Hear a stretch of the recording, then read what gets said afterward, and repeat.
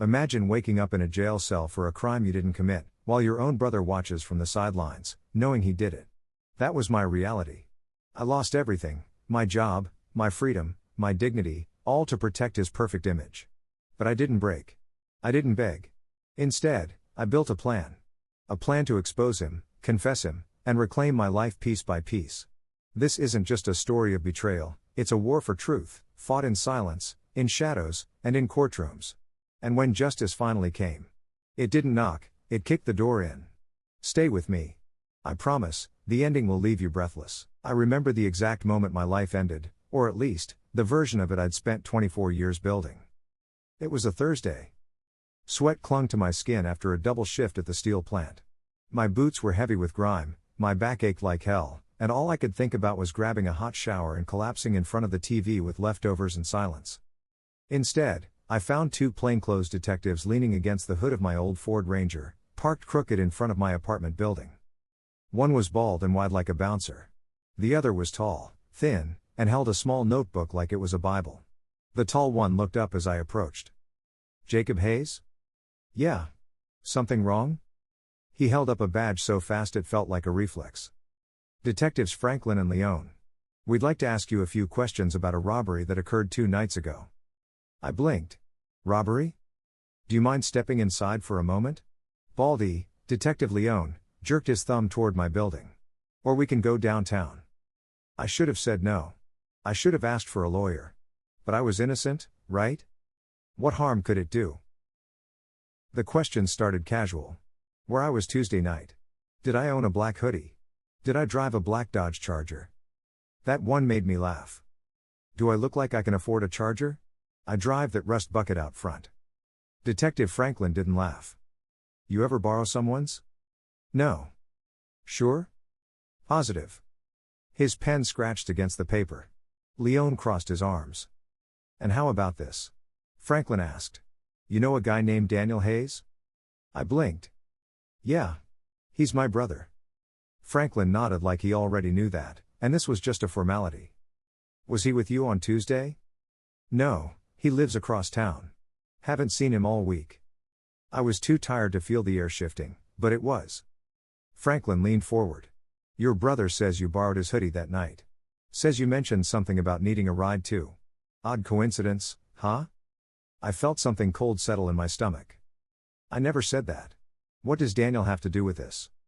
Let's cut the crap, Jake, Leone snapped. We have your fingerprints on the gear shift of the stolen Charger. You match the description in the liquor store camera footage. And your brother's hoodie was found in a dumpster 3 blocks from the crime scene, the same hoodie worn by the suspect on camera. I opened my mouth, but nothing came out. My brain was still trying to process it. The prints. The footage. Daniel's hoodie? None of it made sense. Because I was innocent. Because none of that should exist. Because if it did, someone planted it. And that someone had my blood. They cuffed me without much fanfare. I was too stunned to fight back. My world had gone from greasy overalls and unpaid bills to cold metal on my wrists in under 10 minutes. When they walked me past my neighbors, I saw the curtain shift. Mrs. Dillard from 3C peeked out her door. A kid across the street paused mid-bike ride. I heard a car horn, or maybe it was in my head. All I could think about was Daniel. Why would he say that? Why would he lie? Processing took 6 hours. The cell was cold, small, and smelled like bleach and piss. A metal cot and a toilet that mocked the idea of privacy. I sat on the bench, staring at the floor, wondering if this was all a prank. Some giant misunderstanding. At 3:15 a.m., they gave me a phone call. I called Daniel. He picked up on the 3rd ring. Hello? It's me. Silence. You know I didn't do this. More silence. They're saying you gave them the hoodie. That you said I borrowed it. A sigh on the other end. Jake. I had to tell them what I knew. I can't lie for you, man. Lie? I was the one being lied about. I clenched the receiver. You're doing this to me? He didn't answer. I heard chatter in the background, maybe a bar or TV. Daniel. Look me in the eye and say I did this. Come down here. Say it to my face. He hung up. The next day, they officially charged me. Grand theft auto. Armed robbery. Possession of a firearm during the commission of a felony. Bail was denied. The evidence, they said, was too strong. And from that moment on, I wasn't Jacob Hayes, maintenance guy, dreamer, big brother. I was inmate number 472,093. I spent the first week in the county jail waiting for a public defender who treated me like just another folder on his desk. He flipped through my file with a half-hearted sigh and told me, "Best thing you can do is take a deal. You're looking at 5 to 7. I didn't do it. Sure you didn't. He didn't even look up. I called my parents. Mom sobbed. What's going on, Jacob? What did you do? I didn't do anything, Mom. You have to believe me. Dad's voice came over the speaker. Your brother said you were acting strange that week. Said you were desperate for money. That was a lie. I had enough in savings. I was budgeting for a garage lease next year. Did he also tell you he loaned me a car I've never seen and a hoodie I haven't worn in 5 years? We're not lawyers, Jake. We're just trying to make sense of this. That was the moment I knew. They didn't believe me either. The days bled together after that. Every sound in the jail was sharp, slamming doors, coughing, the occasional scream. The food was something between dog meat and stale cardboard. The worst part, though, was the silence when the lights went out. That's when the thoughts came. Why would Daniel do this? Did he panic? Was he afraid? Or did he want me gone? After 3 weeks, I met with my lawyer again. The plea deal is still on the table, he said. 5 years. You'll probably serve less. I'm not confessing to something I didn't do. He looked at me for the first time, like really looked. You do understand that if you fight this, you might lose everything? I already had. The trial date was set. And with every passing day, a seed was planted. Not just a seed of doubt or betrayal. Something colder. Sharper. A promise. One day, I will prove this. And when I do, Daniel is going to pay. The courtroom smelled like wood polish and judgment. I'd never been in one before, not as a defendant, not even as a spectator. I always thought courtrooms were like the ones on TV, dramatic, with gasps from the audience and last-minute evidence that clears the accused. But this was real life. And in real life, innocence doesn't always shout louder than accusation. It was a gray Monday morning when I walked into court in a wrinkled dress shirt provided by the jail. It was a little too tight around the shoulders, probably meant for a guy 30 pounds lighter. I'd lost weight since the arrest, not from dieting, but from the stress, the jail food, and the crushing weight of hopelessness. The moment I entered, eyes followed me like I was a loaded gun.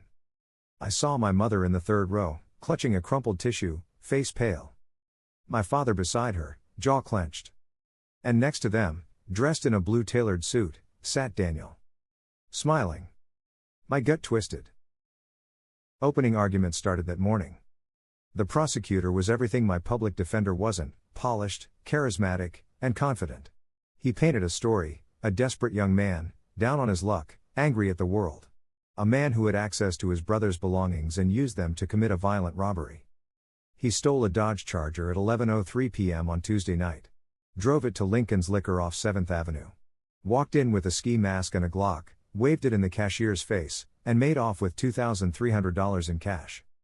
They showed the blurry security cam footage of the masked robber in a hoodie and jeans, waving the gun. My hoodie, allegedly. The audience shifted uncomfortably. I looked at the jury, all 12 of them. Mostly older. Mostly white. One man was already dozing off. Then it was the defense's turn. My lawyer stood awkwardly, clearing his throat. Ladies and gentlemen of the jury, what you will see today is circumstantial. There is no direct evidence linking Mr. Hayes to the robbery. No eyewitness. No gun found. No money recovered. This case is built on assumptions, not proof. It wasn't inspiring. It wasn't moving. But it was technically true. They called witnesses. The first was a forensic tech who matched partial fingerprints from the Charger's gear shift to mine. I knew what was coming. Daniel had once let me drive that car years ago. I told my lawyer that. He didn't bring it up. The second was a clerk from the liquor store. He couldn't identify the robber. The guy wore a mask, but said he seemed tall and muscular. That description could have fit anyone from half the county's football team. Then came Daniel. He walked up to the witness stand like a man accepting an award. Took the oath. Sat down, I remember my brother calling me late Monday night, he said. He said he needed a favor. Asked if he could borrow my hoodie, said it was cold and his was soaked in oil. Did you give it to him? Yes. Did you see him again? No. Not until he was arrested. And have you seen this hoodie before? The prosecutor asked, holding up the evidence bag. Daniel nodded. That's the one I lent him. The room went quiet. I stared at him. He didn't even flinch. He was cool, collected, like he had rehearsed every line in front of a mirror. And maybe he had. My lawyer barely cross-examined him. Just asked, do you know where your brother was that night? Daniel shrugged. I don't. That was it. No challenge. No digging. No attempt to pull the thread that would unravel it all. That night, I sat in my holding cell and replayed every word. How he'd made himself look like a helpful brother. How he had just enough distance to protect himself. How he crafted the perfect narrative, a lie that didn't sound like one. And how my parents didn't even look up when he walked past their row and back to his seat.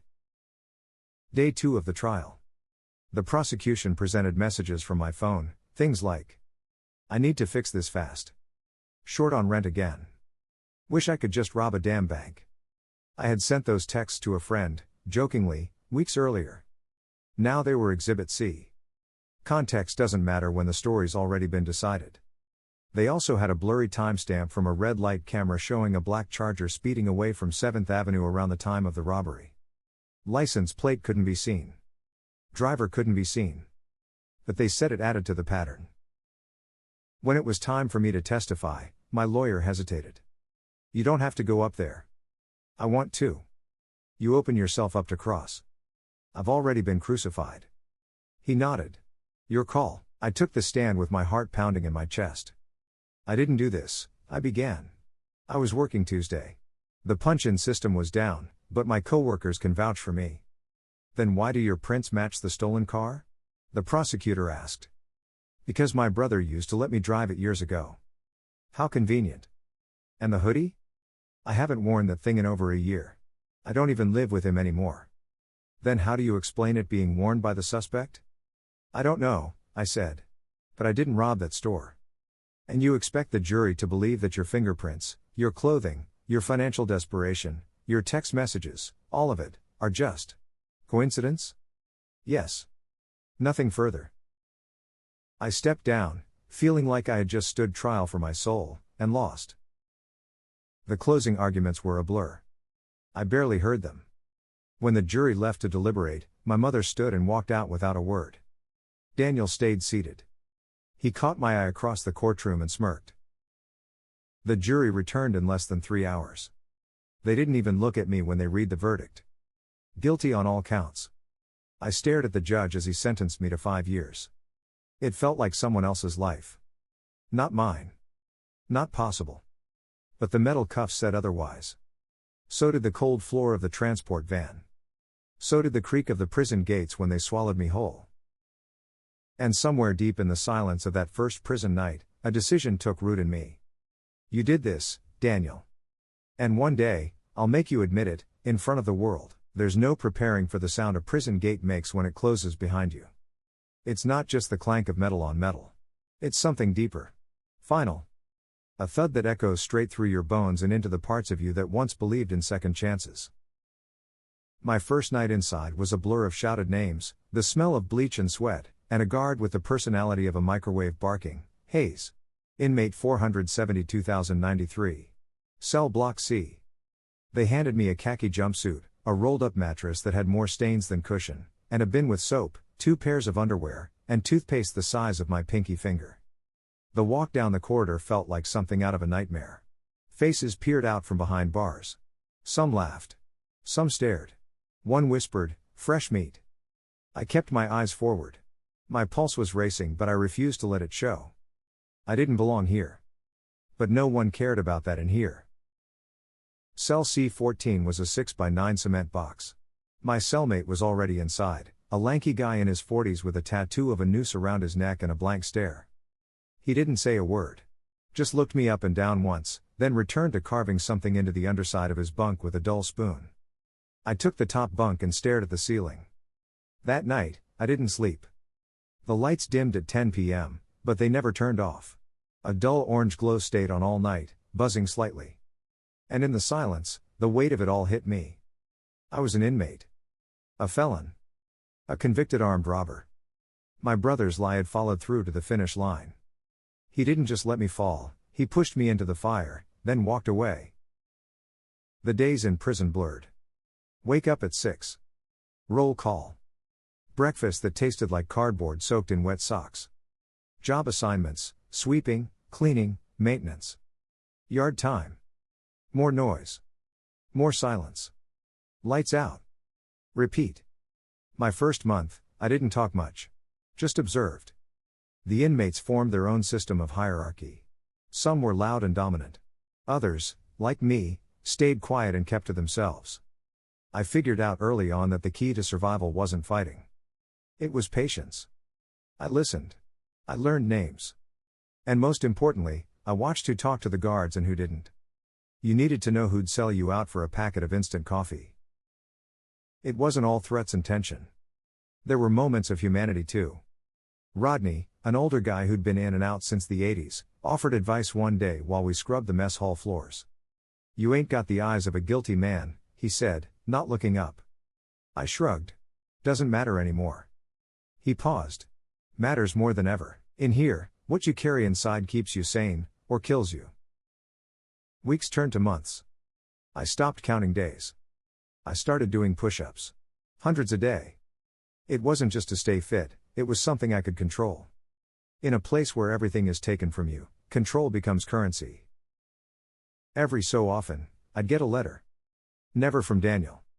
Never from my parents. Sometimes a friend from high school would send something vague, "I hope you're doing okay" kind of thing. I stopped opening them after a while. But there was one moment I'll never forget. 6 months in, I got called to the visitation room. I assumed it was another legal formality, a check-in with my useless public defender. Instead, it was my mother. She looked smaller than I remembered. Worn down. I sat across the glass from her, heart pounding, not knowing what to say. "Jake," she whispered. "You've lost weight." "Yeah. Prison food does that." She winced. Then silence. I finally asked, "Why are you here?" Her hands shook slightly. "I needed to see you. To tell you. I'm sorry." My throat tightened. "Sorry for what?" "For not believing you. For letting your brother talk so fast, so convincingly. For not being your mother when you needed me." She didn't cry. That almost hurt more. "Dad doesn't know I'm here," she added. I nodded slowly. "And Daniel?" She looked down. He doesn't talk about it. He just says it was tragic. Says he wishes things were different." "Yeah," I muttered. "So do I." When she left, I sat in the booth for a long time, staring at my own reflection in the glass. My eyes looked older than they should have. The next day, something inside me shifted. I realized I had a choice. I could rot. Or I could plan. Not a jailbreak, I wasn't stupid. A different kind of escape. An escape into purpose. I didn't just want to be free. I wanted Daniel to confess. Publicly. And I wanted it to be undeniable. So I started gathering pieces. A former inmate named Tyree worked the library desk. Smart guy. Had done time for fraud. He taught me how to file public records requests. How to access old surveillance footage if it still existed. How to understand metadata on digital files, even from jail. I wrote letters. Lots of them. To the clerk's office. To my old job, begging for someone to find a logbook. To tech blogs about reverse image forensics. To lawyers. To news stations. Most went unanswered. But a few responded. A paralegal in Kansas City sent me case law about wrongful convictions. A former guard, who remembered me from county, mailed me an anonymous tip that the DA's office had quietly misplaced the red light camera logs. That meant they were hiding something. I added that to the list. Piece by piece, I built a mental map of how to unravel the lie. And then came the break. A new inmate arrived, a guy named Marcus, who had done time in county a year before me. Over lunch one day, he asked my name. When I told him, his eyes widened. "Yo. You're that Jacob?" I raised an eyebrow. "What do you mean?" I was in holding with a guy who knew your brother. Said he bragged about pinning a job on you. Called you the dumb one who didn't see it coming. My chest burned. You remember the guy's name? He paused. He went by Rico. Skinny dude. Tattoo of dice on his neck. My mind raced. I had heard of Rico. He ran in Daniel's circle years ago. Always hanging around at parties, in and out of petty trouble. I needed to find him. But first, I needed out. Not a jailbreak. Parole. My ticket to get back into the world, and finish what I started. So I stayed clean. Worked. Read. Took a GED course, even though I already graduated, just to show rehabilitation. After 2 years, I stood before the parole board. They asked if I had remorse. I lied. I said, yes. Inside, I was screaming, not for the crime. For trusting the wrong people. When they granted parole, I didn't smile. I nodded once. Because I wasn't done. I was just getting started. Freedom doesn't come with trumpets and sunshine. It comes with a bus ticket, a trash bag full of state-issued belongings, and a parole officer who reminds you that if you mess up once, you're going back inside. That was my release day. It was overcast, sky the color of dishwater. I stepped out of Iron Ridge Correctional with no money, no phone, no job. Just a deep breath of outside air and the bitter taste of unfinished business. I hadn't heard from Daniel in 2 years. Not a single visit. Not a letter. Nothing but silence. And silence, I learned, has its own vocabulary. I didn't know what he'd done with those years. But I had a hunch. He was probably still smiling. Still charming. Still getting away with it. My parents didn't come to pick me up. Instead, my mother wired me $200 through a local Western Union, along with a typed note that read, "I hope you'll find peace. Take care of yourself. Mom." My father? Still silent. I spent the first night in a halfway house. 7 other guys. No privacy. Roaches. 1 working shower. But I slept, deeply, for the first time in years. Not because I was safe. Because I had direction. Over the next week, I hit the pavement looking for work. You ever tried applying for a job with a felony conviction? You hand over your resume and smile, pretending you're just another normal guy. They see the gap in your work history. Then they see the box checked, "Have you ever been convicted of a felony?" The interview ends shortly after. I didn't blame them. It's hard to explain. Yes, I was convicted of armed robbery. But it was actually my brother who did it. Nobody wants that story with their coffee. Eventually, I got a job at a scrap yard. $12 an hour. Cash under the table. My boss didn't ask questions, he just needed someone who could lift engine blocks and didn't complain about rust in their teeth. I didn't mind. Manual labor was familiar. And while I shoveled broken steel and oil-slicked parts into dumpsters, my brain was somewhere else. Where was Rico? Was there a paper trail I'd missed? What was Daniel up to? That answer came faster than I expected. 3 weeks out of prison, I ran into an old high school friend, Ben, while picking up groceries at a 24-hour gas station. He did a double take when he saw me. "Jake? Holy shit, I heard you got out." "Yeah. You? Holding up okay?" I nodded, grabbed a bag of instant ramen. Then he said something that made my stomach twist. "Hey, I saw your brother the other day. Pulled up to the bar in a Tesla. Said he runs his own crypto consultancy now. Man's living large." Tesla? Crypto? Of course. That night, I opened a new email under a fake name and created burner social media accounts. I began following every company connected to Daniel, his LLCs, his friends, even his ex-girlfriends. I started piecing together the image. He had money now. A downtown apartment. An investment firm. LinkedIn profile full of buzzwords: blockchain strategist, early Web3 investor, disruption architect. All of it was bullshit, but it was polished. And it was funded with the clean slate that came from me doing his time. I couldn't let that stand. A few nights later, I took the train across town and sat outside his apartment building in a beat-up Ford Fusion I bought for $600 and a handshake. I waited. And just after midnight, he pulled up. Tesla Model Y. Custom plates. He stepped out in a black hoodie, joggers, and the same smug walk I remembered.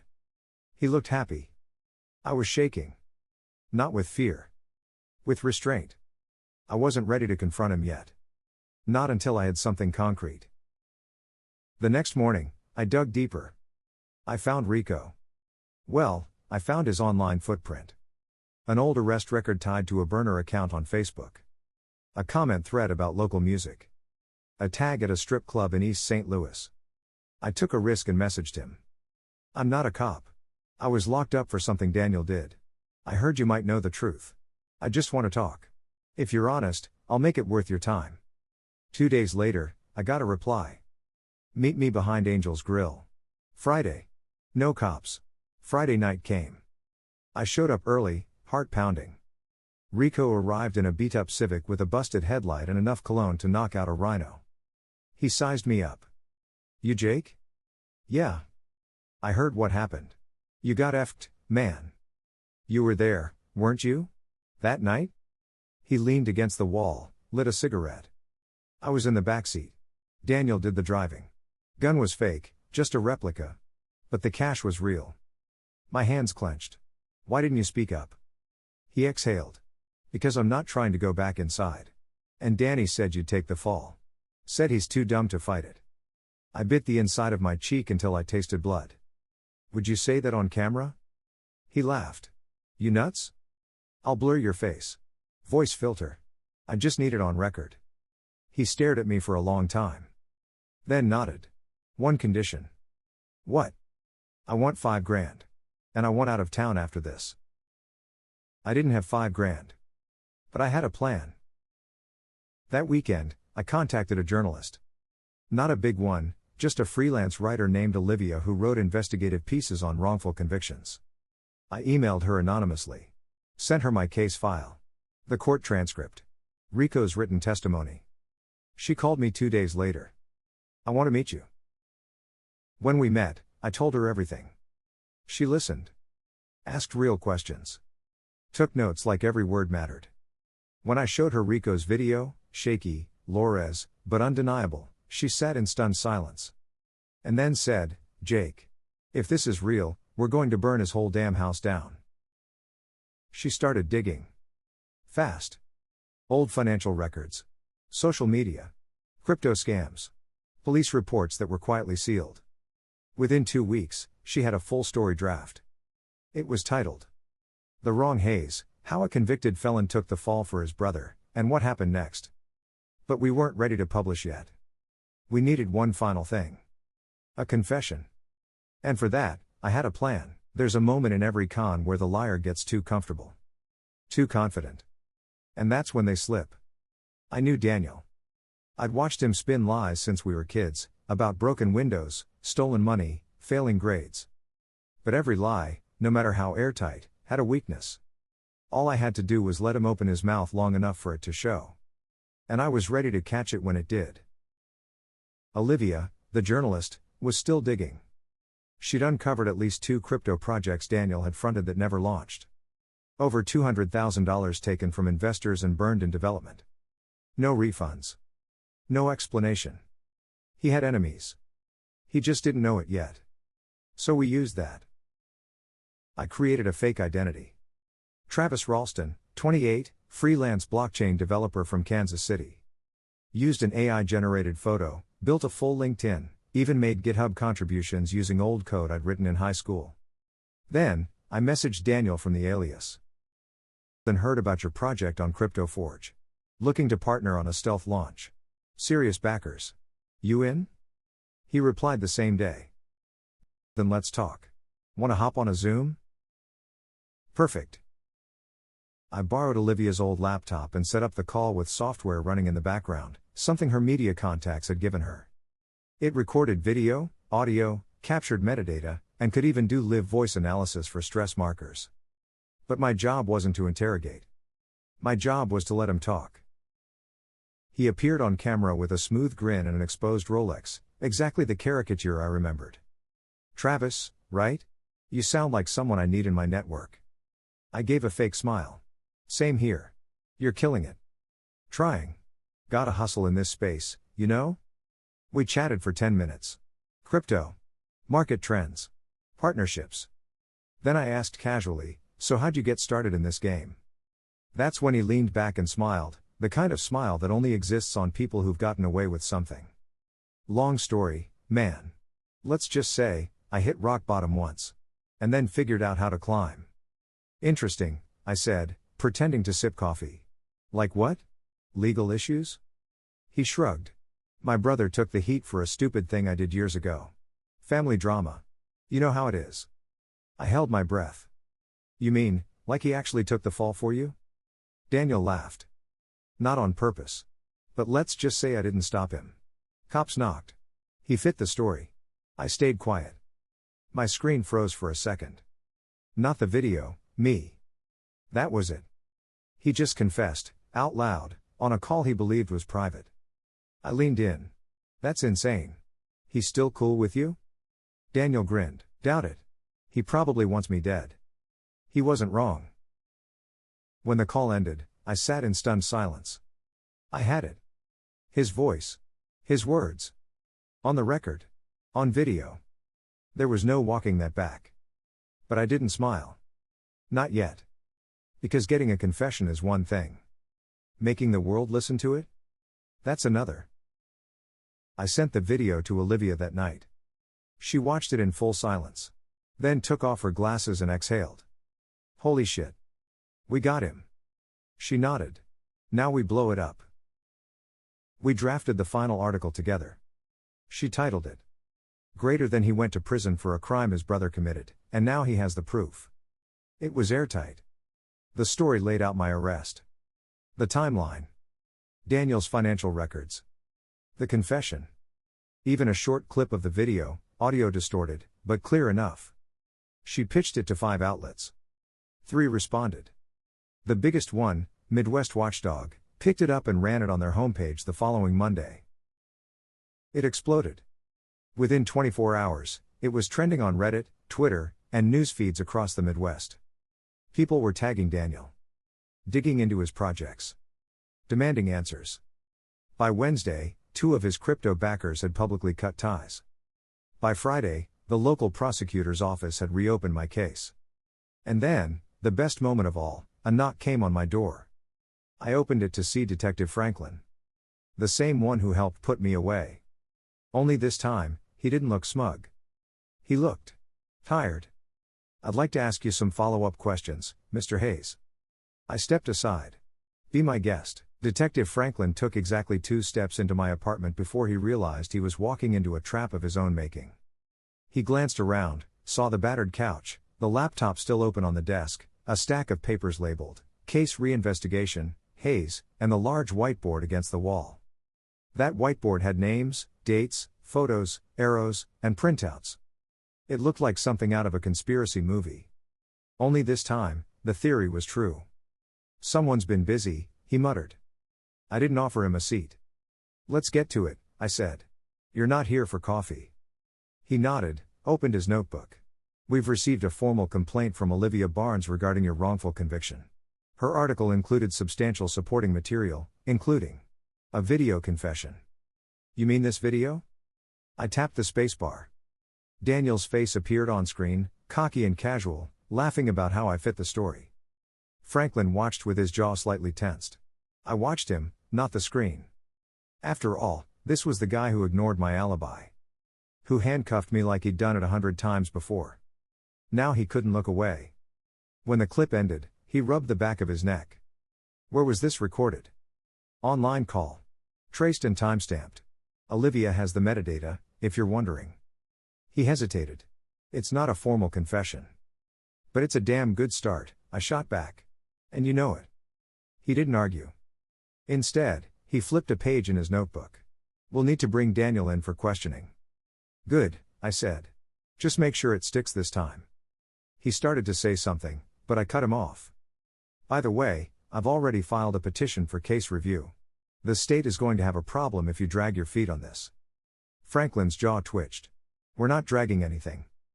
"Prove it." After he left, I called Olivia. "They're going to bring him in." "Think he'll lawyer up?" "Absolutely." "And if he doesn't?" she asked. "Then we push." That night, I met with Marcus, the guy from prison who had first mentioned Rico. He had kept his head down since release, but now he was interested. "This story's got legs," he said, sipping beer in the back corner of a nearly empty bar. "People want justice porn." "It's not just about clicks," I said. "I want him exposed. Not just arrested.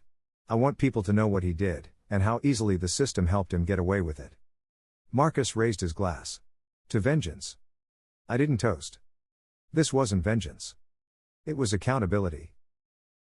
The next day, Daniel was brought in for questioning. It didn't go well, for him. He denied everything. Said the video was taken out of context. Said he was exaggerating for a startup buddy. But Olivia had published a follow-up. Exclusive, "The Face Behind the Lie, Daniel Hayes' Growing Web of Scams and Silence." The court of public opinion was fast and brutal. Former investors started leaking documents. Ex-girlfriends shared stories of manipulation. A guy from high school came forward saying Daniel once bragged about getting away with something big. The pressure was mounting.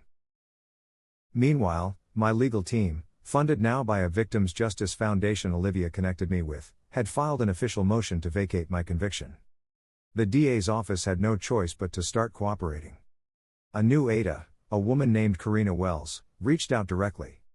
"I read your file," she said over the phone. "And I'm going to be honest, it never should have gone to trial. Tell that to the guy who packed my clothes into a trash bag and threw me in a cell." "I will," she replied. "And I'll do it under oath if I have to." 2 days later, I was standing outside Daniel's apartment. With a camera crew. A mic clipped under my collar. And Olivia narrating the scene quietly for a live stream. "We're here at the downtown apartment of Daniel Hayes, the man who allegedly allowed his brother to be wrongfully convicted for his own crime. A new investigation has opened up as of this morning." The door opened. Daniel appeared. He froze when he saw me. Then he saw the camera. "Jake," he said slowly, like he was greeting a ghost. "You remember me," I said. "Turn that off," he snapped. "You can't be here." "We can," Olivia cut in. "You're a public figure now, Daniel. And the people deserve to hear your side. Or, would you rather give your confession inside a courtroom?" His jaw clenched. "You're twisting everything. Tell that to the parole board." I stepped closer. "You let me rot, Danny. But now? I'm the one writing the ending." He slammed the door. Didn't matter. Because he didn't realize the mic on his shirt, one I'd slipped into his jacket collar during our handshake when he opened the door, was still active when he muttered. "God, I should have shut him up when I had the chance." Olivia heard it. The cops heard it. And soon, so would the state attorney. Confessions don't always come under a swinging light bulb in a dark interrogation room. Sometimes, they come from a cracked ego, on the edge of collapse, when a man thinks no one's listening. And sometimes, that's when everyone is. The recording from Daniel's muttered threat, "I should have shut him up when I had the chance," was enough to push the investigation over the edge. The detectives couldn't ignore it. Neither could the district attorney. They summoned Daniel for a formal deposition, not under arrest, not yet, but close. I wasn't allowed in the room. But Olivia had sources. A young intern in the DA's office texted her real-time updates. 9:02 a.m., he's here. 9:17 a.m., already sweating. 9:34 a.m., asked for a break. Got flustered when they brought up Rico. 9:56 a.m., they showed him the video again. He said, it wasn't that serious. 10:12 a.m., boom. He just admitted he knew Jake was innocent. That was it. The domino fell. The brother who laughed while I rotted in a cell, finally slipped. I got the call from Ada Karina Wells that afternoon. "We're filing a motion to vacate your conviction immediately," she said. "Daniel's confession is on record. It's over, Jake." I didn't know what to say. I just stood there in the scrapyard, grease-stained and shaking, holding the phone like it weighed 10 pounds. "It's over?" "No," she said. "It's starting." The next morning, I stood in the same courthouse where I was sentenced. But this time, the guards weren't walking me in. I was walking in on my own 2 feet. Daniel wasn't present, his lawyer had advised him to stay out of the spotlight. But the judge was. So was the clerk. And the district attorney. I sat beside Karina at the front of the courtroom. When the judge looked up and said, "Jacob Hayes, I hereby vacate your conviction and expunge all related charges from your record. I didn't cry. Not then. But my knees almost gave out. Because after years of pain, silence, and shame, I had my name back. Olivia hugged me outside the courthouse steps. Her camera crew was already rolling. Anything you want to say to the people watching? She asked. I looked straight into the lens. And for the first time in my life, I didn't flinch. Justice isn't always loud. Sometimes it's patient. But the truth doesn't stay buried. Not forever. My name is Jacob Hayes. And I didn't just survive, I proved it. The video went viral. Again. But this time, it wasn't a hit piece. It was a homecoming. Daniel didn't show his face for weeks. When he did, it was in a courtroom, only this time, he was the defendant. Charged with obstruction of justice, fraud, and perjury. He posted bail, of course. But the story followed him. His business partners ghosted him. His name trended for the wrong reasons. He issued a statement through his lawyer, some half apology about being a stupid kid who didn't understand the consequences. It didn't land. The public had picked a side. And for once, they picked mine. As for me? I started rebuilding. The Victims' Justice Group who helped fund my legal battle offered me a job, speaking to other wrongfully convicted people, helping them navigate the hell I barely survived. I accepted. But I had one more thing to do first. It was a cold Saturday morning when I walked up to my parents' front door. They hadn't called. Hadn't texted. Not even after the charges were dropped. I wasn't sure what I wanted. Closure? An apology? Maybe just a look in their eyes when they realized what they'd done. My mom opened the door. She gasped. Jake. Hi, Mom. She opened the door wider. Come in. No, I said gently. I'm not here to stay. I just want to ask something. She nodded. I looked her straight in the eyes. Do you believe me now? Tears welled up. I always wanted to.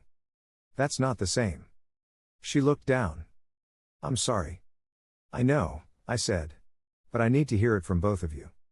My father stepped into view from the hallway. His expression was unreadable. I didn't know how to admit I was wrong, he said. It was easier to pretend you deserved it. I nodded. Well, I didn't. I know that now. Good, I said. Because I want you to live with it. Every day. Like I had to. And then I left. I didn't need their forgiveness anymore. I had forgiven myself. And I had built something stronger than vengeance. Truth, reckoning doesn't always look like rage or revenge. Sometimes, it's quiet. Sharp. Precise. It's the moment when everything stolen is returned, not out of kindness, but consequence. 2 months after my name was cleared, Daniel's trial began. I didn't need to attend every day. But I did. I sat in the gallery, first row, not as a victim, but as a witness. He saw me when they brought him in. Didn't smirk this time. Didn't look smug. He looked older. Worn. He wore a navy suit, but it didn't fit right, not like before. The confidence he used to carry like a second skin was gone. And in its place? Fear. The courtroom buzzed with reporters and spectators. His name had gone national by now. The crypto fraud. The brother swap. The scandal of it all. Olivia's coverage had gone viral a second time, and now she was documenting the legal fallout in real time. Her docuseries was already greenlit. She called it Brotherhood, a lie in 3 acts. I told her I'd only give one on-camera interview. And I did. Right after Daniel's arraignment. I said one sentence. He gambled with my life. Now he's paying the debt. Daniel's charges included perjury, fraud, obstruction of justice, wire fraud, conspiracy to commit identity theft. The state had built a case not just on his confession, but on his crypto scams. Turns out, once the media attention hit, victims started talking. One by one. By the end of the investigation, Daniel was facing a potential 15 years. During the trial, they played the video. The one where he laughed about me taking the fall. The jury watched. So did I. He couldn't look up. Not once. The defense tried to spin it. Said Daniel was immature, panicked, pressured by toxic expectations. They even tried to pin some of the crypto fraud on his mentors. But the facts didn't care. The evidence didn't bend. And the jury? They didn't blink. The verdict came on a Thursday. I arrived early. Sat in the exact same seat I had when I was sentenced. A kind of symmetry. Only this time, justice faced the other way. The jury foreman stood. On all counts, guilty. Daniel didn't cry. Didn't flinch. He just deflated, like a man who finally ran out of stories. Sentencing came a month later. He got 12 years. Eligible for parole in 9. He was taken straight into custody. No bail. No appeals granted. I watched the bailiffs cuff him, same way they had done to me, 2 years ago. Except when I was led away, no one spoke. This time? The whole courtroom clapped. Not because they hated Daniel. Because they believed me. After that day, I disappeared for a while. No press. No interviews. No headlines. Just peace. With the settlement money from the wrongful conviction claim, nearly $650,000, I bought a small house on the edge of town. Simple. Quiet. I also bought a garage. My dream. Jake's Customs. 2 bays, a decent lift, and enough space to work without anyone breathing down my neck. First car I fixed? That busted Ford Fusion I used to tail Daniel. I kept it. Repainted it black. Put a plate on it that read, "Nothing." People asked if I wanted to write a book. I said no. People asked if I'd forgive Daniel. I said, eventually. Maybe. But not yet. One day, I got a letter. No return address. Just my name, scrawled in rushed handwriting. Inside, one line. I'm sorry. I really am. D. No tears. No begging. Just that. I put it in a drawer. Didn't shred it. Didn't frame it. Just kept it. Because closure doesn't need to be loud either. That night, I locked up the garage and looked up at the stars. And for the first time in years, I felt like myself again. Not Jake the felon. Not Jake the victim. Just Jake. When you've been wrongfully convicted, people think the day your record is cleared is the end of the story. It's not. Justice on paper doesn't erase scars. It doesn't return years. And it sure as hell doesn't make you whole. But what it can do, if you're smart, stubborn, and just angry enough, is give you leverage. Leverage to rebuild. Leverage to make them answer for it. Leverage to reverse the justice they twisted against you.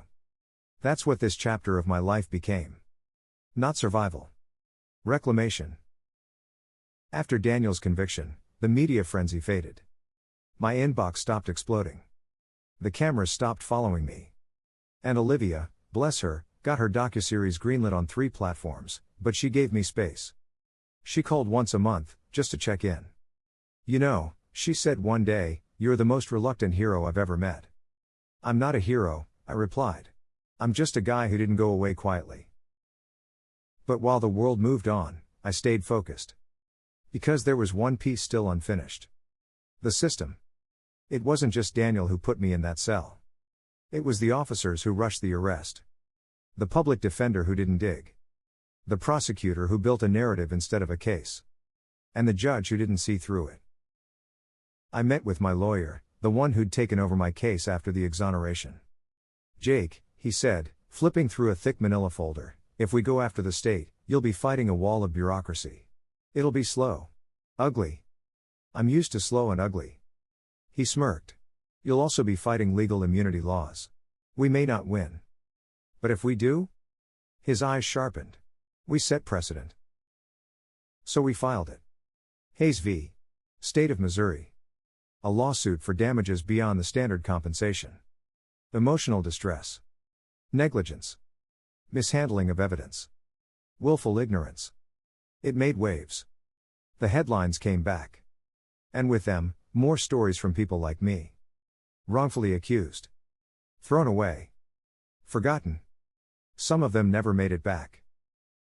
In the months that followed, we gathered depositions. Detective Leone, the one who first cuffed me, admitted under oath that they'd rushed the arrest because of pressure from above. The original prosecutor? Resigned mid-interrogation.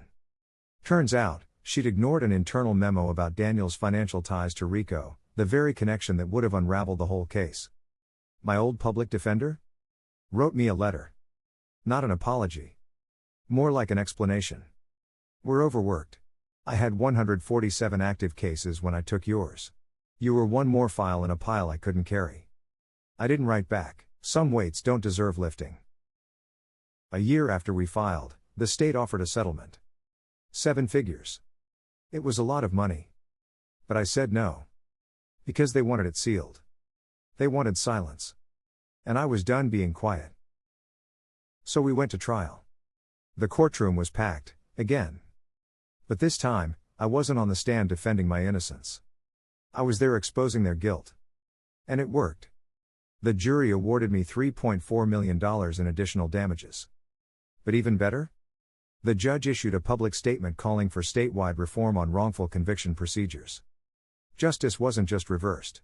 It was rewritten. I used the money to expand my garage.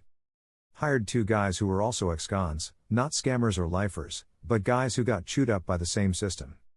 I also funded a nonprofit, small at first, to help people re-enter society after prison. We called it Second Drive. Because like cars, people need more than one shot to get going again. My story hit news again. But this time, they didn't call me ex-con. They called me activist, entrepreneur, advocate. I didn't need those titles. But I wore them like armor. Because when the world finally listens, you make it count. And then came the letter. From Daniel. Typed. Neat. Delivered through his lawyer. Jake. I won't ask for forgiveness. I don't deserve it. But I want to say one thing, I was wrong. About everything. You were always stronger than me. I see that now. I've got a lot of time to think about the people I hurt. You most of all. Do what you want with this letter. Burn it. Post it. Tear it in half. But I needed you to know. I'm sorry. Daniel. I read it twice. Then folded it. Put it in a drawer. Same as the first one. Still not ready to forgive. But maybe ready to stop bleeding. You don't come out of something like this unchanged. I wasn't the same guy who got wrongfully cuffed outside his apartment. Not the same man who cried himself to sleep in a concrete cell.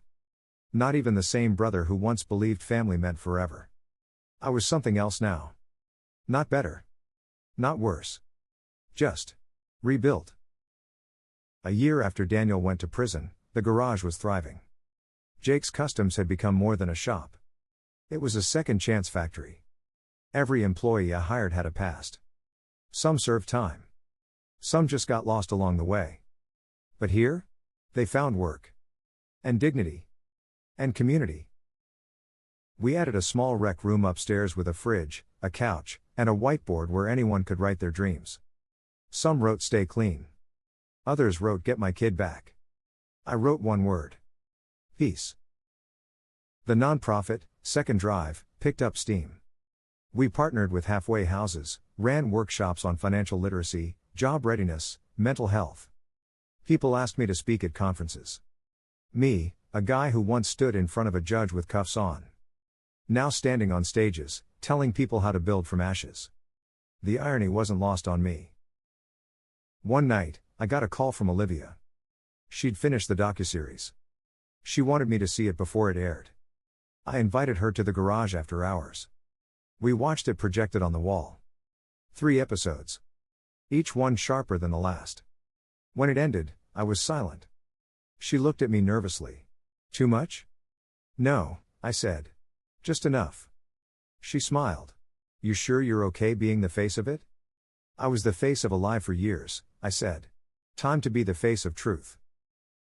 The series launched a week later. Millions watched.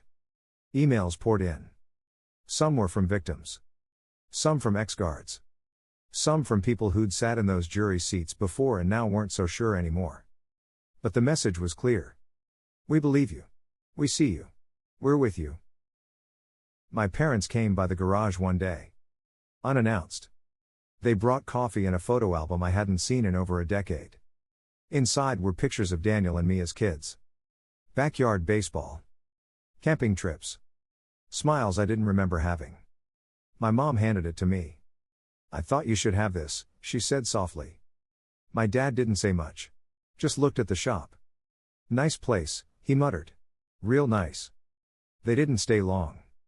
But as they left, my mom turned and said, "We're proud of you, Jake. We don't deserve you. But we are." I didn't answer. But I nodded. That was enough. As for Daniel? He's still serving time. He writes sometimes. Not asking for pity. Not begging. Just writing. I don't write back, not yet. Maybe one day. And me? I met someone. Her name's Mara. She came to the shop to ask about fixing up her dad's old motorcycle. We talked for an hour. Then again the next day. Then every day after that. She doesn't flinch when I tell her my past. She says it makes me unshakable. I told her that was the first time anyone used that word about me. She smiled. Get used to it. We're planning to ride that motorcycle across the country. Just the two of us. No destination. No deadlines. Just road. And peace. Sometimes, I still wake up in the middle of the night in a cold sweat. The cell comes back. The clink of cuffs. The sound of my brother's voice. But then I open my eyes. And I'm not in a cell. I'm home. In my house. My bed. My life.